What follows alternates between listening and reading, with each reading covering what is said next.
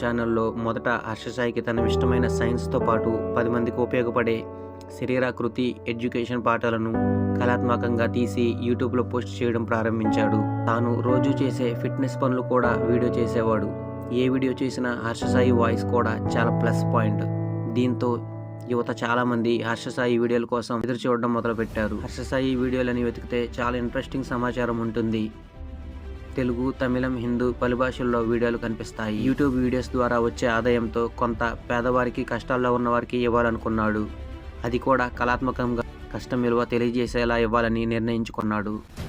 చిన్న చిన్న వాళ్ళ కోరికలు తీరుస్తూ పోతున్నాడు. కాబట్టే ఆ వీడియోలు సక్సెస్. చిన్న చిన్న గేమ్స్, డిఫరెంట్ ఐడియాలతో జనాన్ని ఎంగేజ్ చేస్తాడు. ఛానల్ ద్వారా వచ్చిన లక్షల ఆదాయాన్ని వాటి మీదే ఖర్చు చేస్తున్నాడు.